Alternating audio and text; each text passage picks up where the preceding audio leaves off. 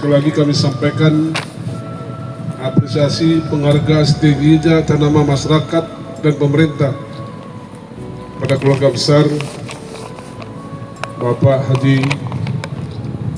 Ma'ruf Amin telah mewakafkan tanahnya, bukan saja tanah tetapi sebuah